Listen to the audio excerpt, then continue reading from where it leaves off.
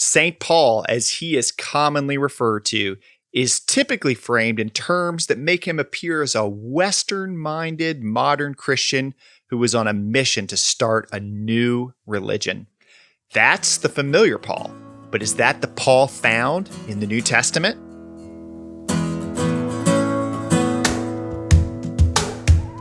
Welcome to the Game Changers Forum podcast, where we discuss game-changing ideas for a life well lived. I'm your host, Ryan Lambert, and today I'm going to share 3 of the biggest historical misunderstandings about one of the most influential humans of all time.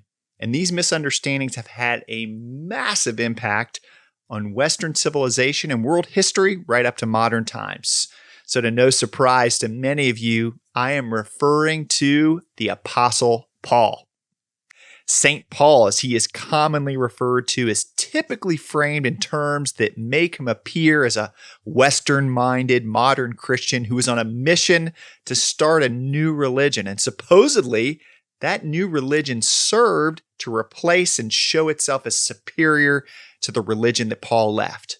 In other words, the familiar Paul is a Paul who left Judaism because it was and even remains hypocritical, legalistic, and spiritually bankrupt. And on the flip side, Paul founded Christianity because it included everything good that Judaism was lacking. Now that is the familiar Paul, but there's a problem with that Paul.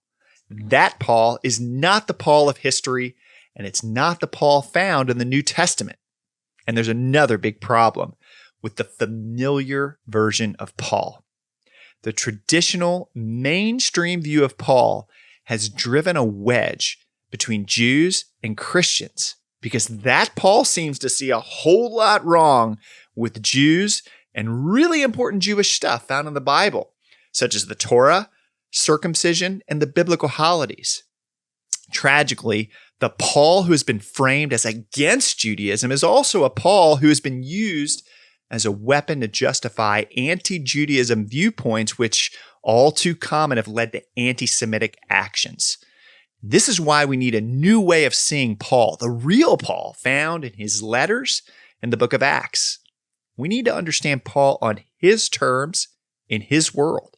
And this is the sense in which I say we need to make Paul weird again. It's the reason I titled a book I wrote on Paul called The Weird Apostle.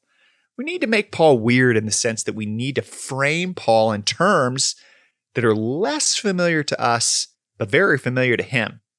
The unfamiliar or weird version of Paul is a Paul who was a faithful Jew who kept the Torah as he proclaimed Jesus and the God of Israel to the non-Jewish world. The weird Paul is a character who aimed to bring unity between Jews and Gentiles and join them together into the family of Abraham.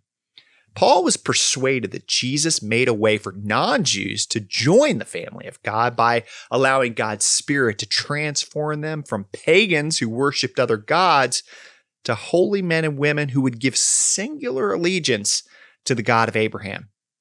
So there are lots of ways that we need to rethink Paul, but for today, let's briefly talk about 3 big misunderstandings about Paul that need to be challenged. Okay, so the first big misunderstanding about Paul is this.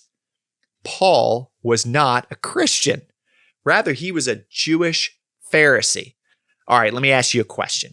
Where in Paul's letters or Acts did Paul use the term Christian or Christianity? Maybe in Romans, or maybe he used those terms in Galatians, being, of course, he wrote Galatians to highlight the futility and the legalism of Judaism and the superiority and the grace found in Christianity. Well, actually, my question is a trick question. Paul never used the term Christian or Christianity. It's actually nowhere to be found in his letters, and he's not quoted as using these terms in Acts. Now, was Paul a Christ follower? Absolutely. But Paul was not a Christian in the way that the term came to be used in the generations that followed Paul. After Paul's lifetime, the term Christian slowly evolved into a term that became disconnected from Jews, Judaism, and a Torah-observant way of life. But that's not the way it was in Paul's lifetime. When Paul was writing his letters, the Jesus movement was still a Jewish subgroup, and it was still connected to synagogues. And it was still normal for Jewish Christ followers like Paul to observe the Torah. So Paul was not a Christian in the sense that being a Christian evolved into an identification that defined itself outside of or even against the Jewish people and a Jewish way of life. But what Paul does identify as strongly is as a Pharisee. In Philippians 3:6, he wrote that he was a Pharisee in a list of credentials and privileges that he expected his audience in Philippi to view positively. And in Acts, Paul is quoted as saying, "I am a Pharisee, a son of Pharisees." Keep in mind that both of these statements have Paul identifying as a Pharisee well into his calling as an apostle.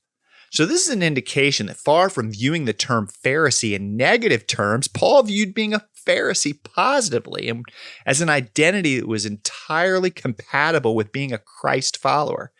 So maybe we not only need to make Paul weird again, maybe we need to make the Pharisees weird again by rethinking the familiar, assumed, and negative ways of stereotyping the Pharisees. Well, I get into far greater depth about the Pharisees in my book, The Weird Apostle, and I really challenge assumptions about how the Pharisees are understood and how Paul's identity as a Pharisee actually equipped him for his vocation as the apostle to the nations. So Paul was not a Christian in the sense that he lived or taught against the Torah as a Christ follower. Rather, Paul was a faithful Jew. Both Acts and Paul's letters affirm that Paul continued to be loyal to the Torah and to a traditional Jewish way of life until the day he died. Now, a second big misunderstanding about Paul is this. Paul did not convert, rather he was called to be an apostle to the nations. You know, one of the most basic assumptions that both Christians and Jews have about Paul is that on the Damascus Road, Saul the Jew became Paul the Christian. In fact, if you open most Bibles to Acts chapter 9, give it a try, you'll see that the heading for the chapter will likely read the conversion of Paul. According to the familiar narrative regarding Paul's Damascus Road experience, this was the moment that he became convinced that everything he believed about Judaism was empty and wrong, and it was time to start a new, spirit-infused religion called Christianity. Again, that's the familiar story, or at least it's the familiar interpretation of the story. But what if this story has major flaws in it? Well, I'm one of many thinkers that is convinced that the familiar story about Paul's so-called conversion needs to be challenged. On the Damascus Road, Paul did not convert, and he didn't experience a name change. None of those features are actually found in Acts 9 or anywhere else in the Bible. Regarding Paul's supposed name change, you won't find anything about that in Acts 9 or anywhere in the Bible. The confusion about Paul's name change actually comes from Acts 13, verse 9, which says that Saul was also called Paul. Now, it's very important to recognize that having more than one name in the ancient world and in modern times, that's not the same as having a name change. It was common for Jews like Paul, both then and now, to have a Hebrew name and a name that reflects the broader culture one lives in. I'm actually a modern example of this. So my English name is Ryan, and that's what most people call me. But my Hebrew name is Yerachmiel Chaim, and that was given to me when I was a baby, and it's the name that I use when I participate in services at my local synagogue. Paul never experienced a name change, and Paul never converted. On the Damascus Road, Paul claimed that he experienced a direct encounter with Jesus that included a divine assignment for him to deliver the message of redemption to non-Jews.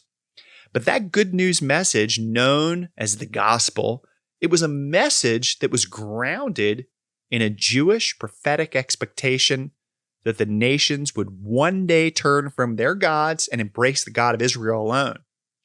On the Damascus Road, Paul became persuaded that that prophetic era had begun. and that he was appointed by God to share that message with the nations. So that was a calling, but it was a calling that was well within the bounds of Jewish and Pharisaic hopes and expectations. But again, that's very different than saying Paul experienced a conversion. He didn't convert on the Damascus Road. He was called to bring the Jewish message of redemption to the non-Jewish nations. Now, the third and final big misunderstanding regarding Paul that we're going to discuss today is this. Paul was not the founder of Christianity. Rather, his mission was to invite non-Jews into the faith and family of Abraham. I would say that in many ways, this point right here was a driving force as to why I wrote the book, The Weird Apostle. The traditional way of understanding Paul is that he saw the need for a new religion because he saw so many things wrong and empty with Judaism. So with that traditional idea entrenched, it's assumed that it was Paul who rammed the fork in the road that led to the parting of the ways between Jews and Christians. And this fork in the road ultimately led to two distinct religions that eventually became known as Judaism, Christianity. But I think Paul had placed no such fork in the road. Clearly, Judaism and Christianity did become two distinct religious paths. And in modern times, the differences between Christianity and Judaism and those who align with both religions should be respected. But that's how history did unfold, but it's not what I think Paul intended nor promoted. Paul's letters indicate that his intent was to join the paths between Jews and non-Jews rather than to separate them. Again, Paul was persuaded that the death and resurrection of Jesus inaugurated a new era that the Jewish prophets foretold. And according to the Jewish prophets, this era would be characterized by non-Jews learning Torah from and with Jews. That era included non-Jews coming to worship in Jerusalem, to worship the God of Israel, and it included non-Jews giving singular worship to the God of Israel and to Israel's Messiah. Those are the things that Paul thought that Jesus set in motion. In his mind, Jesus' redeeming work and the presence of God's Spirit now being in Gentiles made it possible and fitting for Gentiles to join the family of Abraham. Now, Paul's later interpreters definitely took things in a direction that led to separation and hostility between Jews and non-Jews. But this was not Paul's intent. Paul saw nothing inherently wrong with Judaism. Rather, he was convinced that Jesus took Judaism into a new phase that now included the nations worshiping alongside Israel arm in arm. Now, fundamentally, Christians and the great majority of Jews continue to disagree about the identity of Jesus. And this disagreement has led to boundaries and walls between the two groups that all too often included severe hostility and guarded separation. And the ongoing differences between Christians and Jews do continue to require healthy boundaries. But do these boundaries need to be characterized by negativity and hostility? I think Paul's answer to that question would be no. The bottom line is that it's a tough sell for Christians and Jews to get along with one another if Paul was preaching that Christianity was superior to and created to replace Judaism. But that's a big misunderstanding about Paul. Though Christians and Jews disagree about Jesus, understanding that Paul aimed to join their paths and not separate them, I think that creates new possibilities for how Christians and Jews can positively engage each other today. So these three big misunderstandings about Paul are just the tip of the iceberg. And I develop each of these points and several more in The Weird Apostle, which you can purchase on Amazon, or if you want a signed copy, you can contact me in the comments section and we can make arrangements. All right, let's finish up with this. Paul's letters are the most influential and highly analyzed part of the Bible, and the Bible's the most influential document that has shaped Western civilization and the world as we know it. So how we understand Paul is a big deal with lots of implications. And rethinking Paul by letting Paul be Paul in his own Jewish and Greco-Roman context, it's a game changer. It not only helps us to understand him better, but it also creates some great possibilities for promoting kinship between different groups that Paul was passionate about bringing together. Well, thanks for listening to today's show. Hey, let me know what you think in the comments section.